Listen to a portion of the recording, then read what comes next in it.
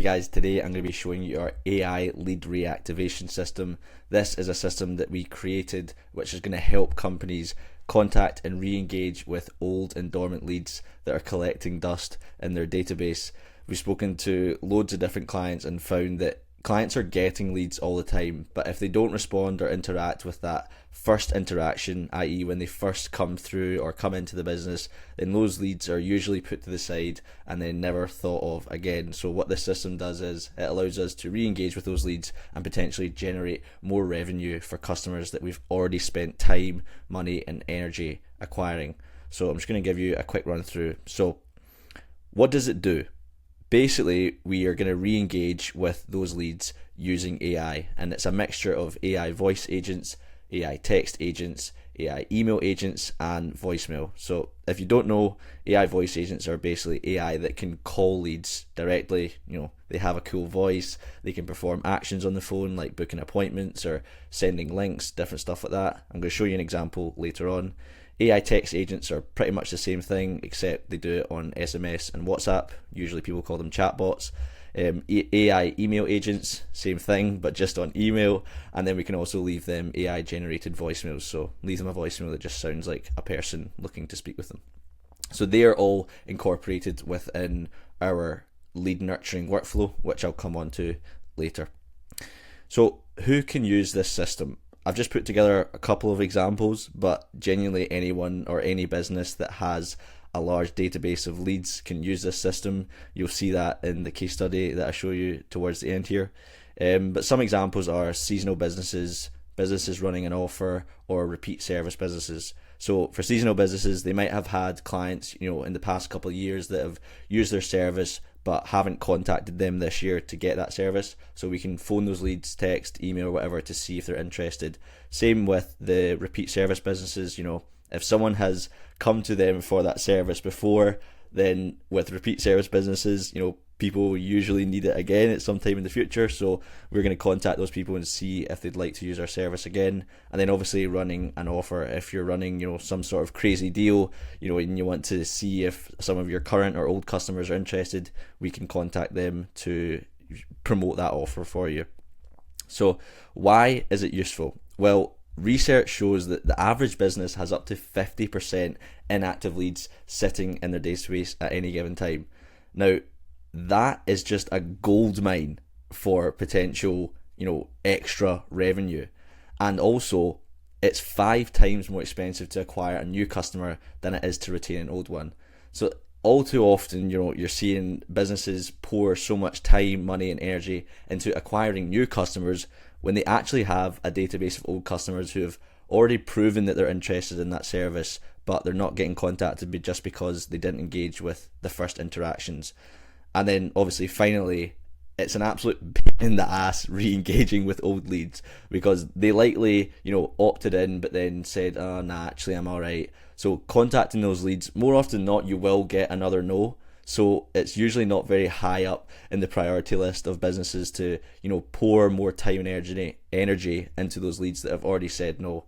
It's not really a sexy task that lots of people like to do. So that's the reason why we created this system, because it does it completely on autopilot, does it all for you pretty much. Makes your life a lot easier. So how does it actually work? So what we do is we take all the leads that you possibly have in your business, and I know with old and dormant leads they might be spewed all over the place, so we basically bring them together into a unified list, and then we just drip feed them into our AI reactivation system. What that's going to do is it's going to call them, text them, email, voicemail, and try and get them re-engaged to see if we can close them or convert them into appointments, payments, or whatever metric it is that you're optimizing for. I'll show you the lead nurturing system in just a minute, but that's a quick overview of how it works really. So, but does it actually work? Well, we ran this exact same campaign with a charity. They had 30,000 contacts or old leads in their database that hadn't engaged with them, and they hadn't engaged with those leads. I know not everyone has 30,000 contacts, but I'd also like to bear in mind that this is a charity, so the offer wasn't exactly amazing. We're just reaching out to people trying to get some money off them and not really giving anything back in return. So keep that in mind when looking at the numbers here. But we got 4,407 responses, 12% engagement. We received 91 donations, 91 donations at a 2% conversion rate, and the total spent was $847.95, and that spend was on the minutes for the AI voice agent, and then text, so SMS or WhatsApp, something. There's a small charge for that. And basically off the back of that, we generated $5,293, which is a 520% return on investment, or a 5.24 ROAS, as our ads guys like to call it. Now, I don't know many ad agencies that are getting that sort of return for that sort of cost, but this is proof that AI reactivation campaigns can bring businesses a huge amount of revenue from leads that they've already spent the time, money, and energy acquiring. So now that you can see, how it works, who could use it, and that it actually has worked for someone that we have worked with, I'm going to show you the system in GoHighLevel and then give you a quick demo of a voice agent that I created for this example. So we're in GoHighLevel, and this is our AI reactivation lead nurturing workflow. I know that's a bit of a mouthful, but essentially the way that we trigger this workflow is two different ways. So the first way we have is by adding a tag to a specific lead. So if we wanted to, add a couple of leads at a time, or even just one at a time, we can go into a contact. Let's just go into the contact that I made for myself. If we scroll down to the bottom, okay, that's already been tagged, so we'll take that off. We'll just go AI reactivation, and then hit that, and then it would add me to the campaign. I'm not going to do that because I'm going to save that for the demo, but that's all you do to add it to that campaign. The other way, which is the way that I spoke about in the mind map, is by uploading by lists. So if we create our unified lead list, I've created a pretend list here, it's called reactivation dummy list, and all you would do is highlight all the leads, all the records, add to automation, okay, proceed, find the automation, it should be called test reactivation, here we go, add in drip mode, action, just add, start on, doesn't matter right now, but you just select your start date. Batch quantity, so this is going to be 10 because our AI can only make 10 calls every minute. I know, ridiculous. So we repeat that batch quantity every 1 minute. So we'll be feeding 10 leads every 1 minute, as it can only handle 10 calls every 1 minute. We want to send, or want to be making the calls, text, emails, voicemails, I would probably say Monday to Saturday, because this is obviously direct to consumer. People will answer their phone on a Saturday, and then the start from and end at we just put as business hours, because we don't want to be calling people at ridiculous times. So just going to put 9 to 5. Okay, so obviously I'm not going to select add to automation because then that would start calling these random numbers and use up my minutes, and I don't want to do that. But essentially that is how easy it would be to add a large number of old and dormant leads to this automation, and then the automation would just take care of everything else. So I'm going to show you how it would do that specifically. So we've added them in here, they drip down, and this is just checking if we have Twilio numbers that we can use. We always use Twilio numbers and suggest that our clients use Twilio numbers, so that would always, or 95% of the time, be yes. It comes down here, and then from here we batch the calls out across different numbers.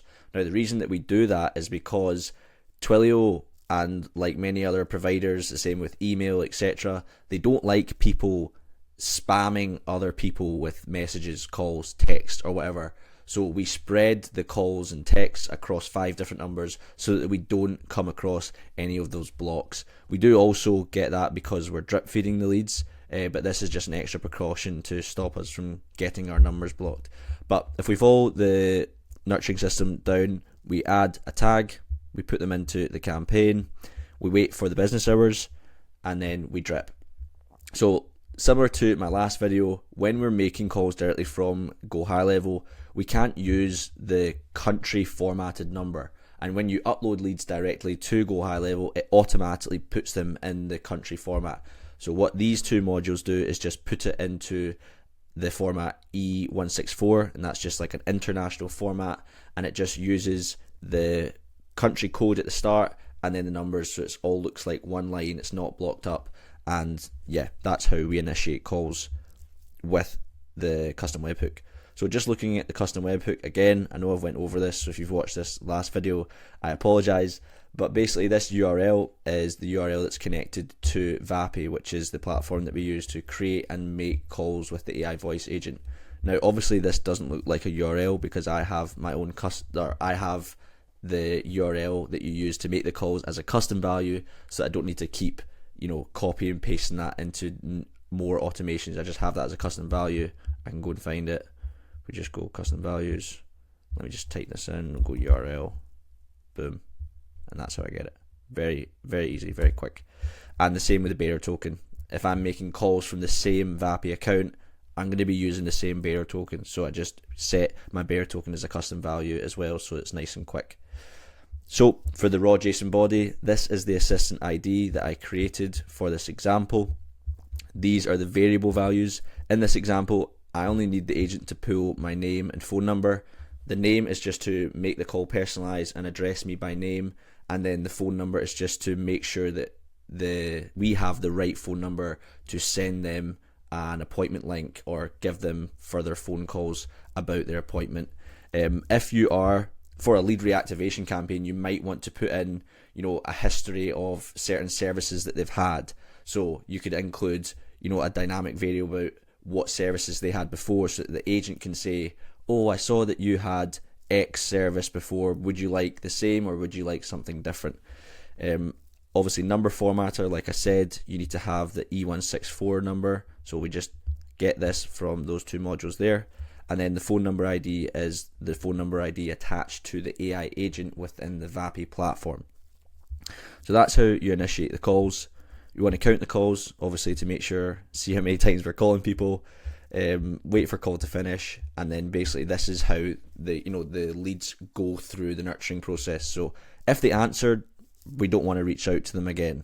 If they didn't answer, i.e. did not answer, they then go through the flow. So we wait 1 day, remove the campaign tags to make sure that we're only showing the most up-to-date tags, wait for business hours, 1 minute drip, second call.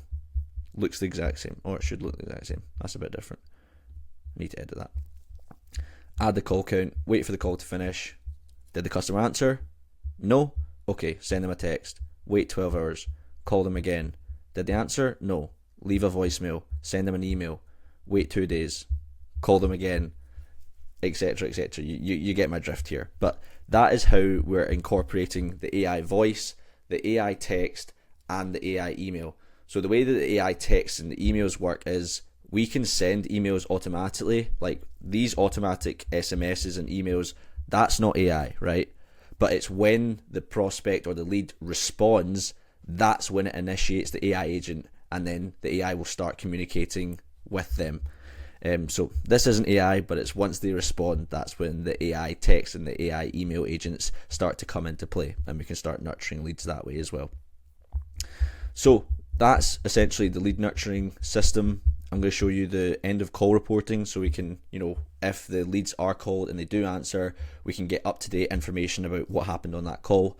So again, like I said the last time, I will go over this again. Inbound webhook. So what that does is when the AI agent finishes a call, it sends an end of call report, and then this webhook will capture that end of call report. It will come through here. If it's a call type, it can differentiate between inbound and outbound calls. So if you wanted to have the same end of call reporting for an inbound or an outbound agent, you can do that, and that might be quite useful for this. If you're phoning people, leaving a voicemail, and then they give you a call back, you might want to send the same information to this work, or you might want to send information from two different agents to the same workflow. So comes through here, call log. This is what updates the notes for the AI agent, and then we find the end of call reason. Usually, like if it's voicemail, or if they answered, we obviously like to see answered.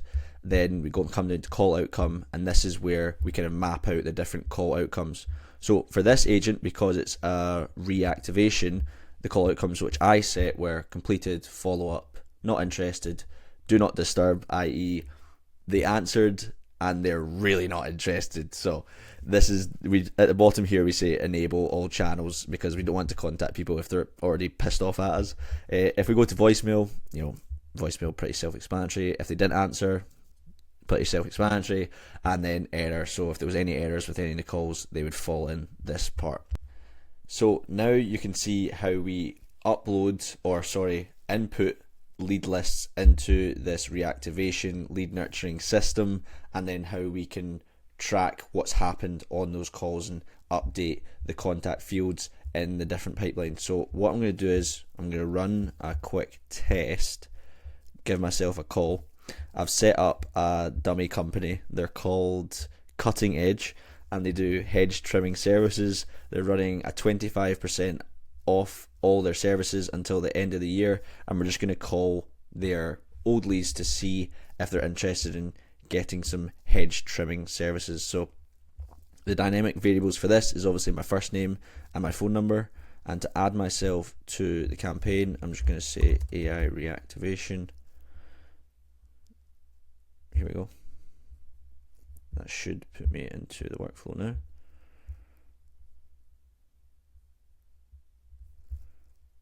Let's move it along.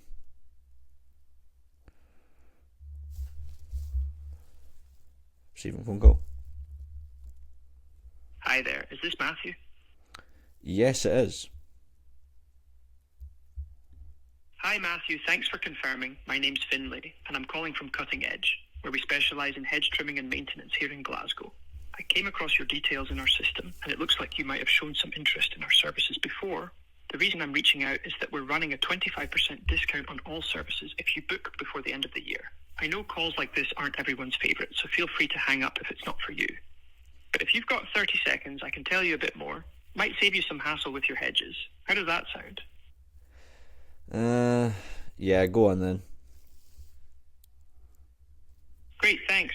Before we go any further, I just need to confirm a few details. I have your phone number as 07538368786. Is that still the best number to reach you on? Yes, it is. Great, thanks for confirming that. Now, could you please spell out the address and postcode where you'd like the hedge work done? I'll repeat it back to make sure I've got it right. Yeah, it's 123 Main Street, MAINSTREET, and the postcode's G51 1QS. Got it. So that's 123 Main Street, spelled MAINSTREET, with the postcode G51 1QS. Is that correct? That's the one. Perfect, thanks for confirming. Now, could you describe what you need done? For example, is it head shaping, trimming, or something else? Any approximate measurements would be super helpful. Yeah, I actually have a hedge shaped in the shape of the Mona Lisa. If you guys could come in and do a wee touch up on her, that would be fantastic. Wow, a hedge in the shape of the Mona Lisa sounds incredible. We'd be thrilled to help with the touch up. Let me send you a link where you can book a time for us to come out and take a look. Does that sound good? Yeah, perfect. Hold on a sec. I'll stay on the line while you book in, just in case you have any questions. Let me know once you've booked a time so I can note it down. Okay, I've received your text message. I'm just going to book a time just now. I'm going to go with Friday at... Perfect, take your time. I'm going to go with Friday at 1 p.m. Friday at 1 p.m. sounds great. Once you've booked it, just let me know, and we'll get everything sorted for your Mona Lisa hedge touch-up. That's it, booked in. Perfect. Thanks so much for booking. We're looking forward to helping you out with your Mona Lisa hedge. Wait, Finlay. If there's anything else you need or any question... I had one question. Are you guys going to do the touch-up on the appointment, or are you guys just coming out to look? Great question, Matthew. During the appointment, we'll come out to assess what needs to be done, and if everything looks good, we can usually start the touch-up right then and there. Okay, brilliant. Fantastic, Matthew. We're excited to help out with your hedge. If you have any more questions, feel free to reach out. Have a great day. Thanks, bye. So, Cutting Edge is coming out to fix my Mona Lisa hedge. Let's see if the ending call report came in. It should have. That should have came in. I don't know why it's come up as this. Let's look at the opportunities.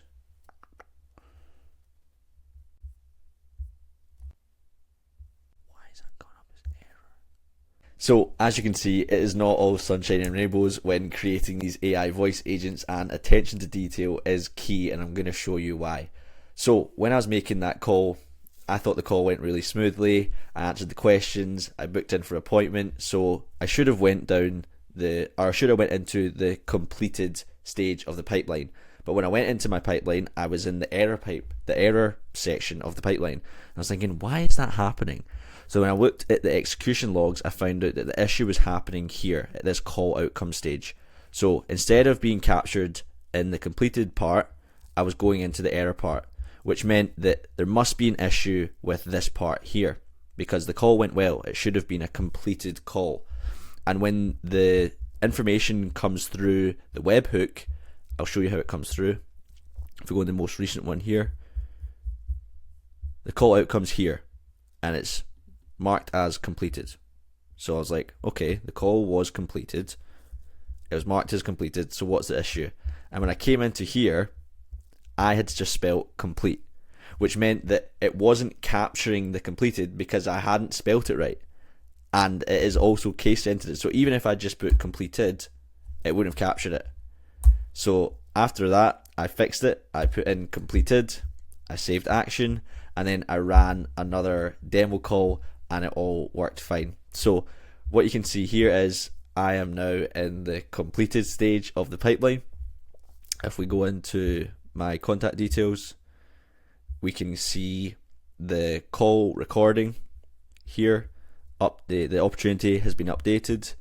If we go down to my tags, completed, and if we go into the notes here, we have all the notes from the call. So the summary, Matthew was contacted by Finlay about the discount, my postcode or an address, or updated postcode and address, the job description, he has a hedge shaped like the Mona Lisa that needs a touch up, and then the transcript of the call. So everything is updated here.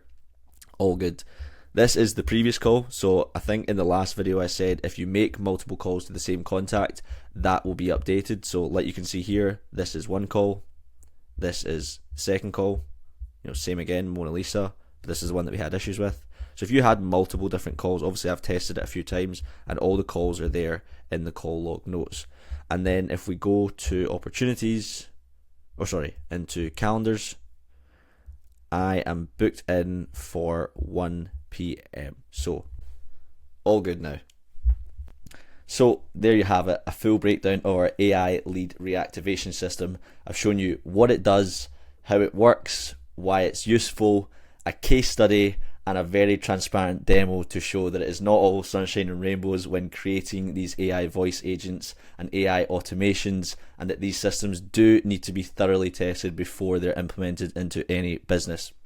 Now, if this is something that you'd like to implement within your business or add to your offer as an agency, I have a link in my bio where you can book in a call with us to see if this is something that we can set up for you. If you enjoyed the video, I'd really appreciate it if you left a like, leave a comment with some feedback, and if you like videos like these and would like to see more of them, then hit the subscribe button. And if you've made it this far, I want to say thank you for watching, and until next time, peace.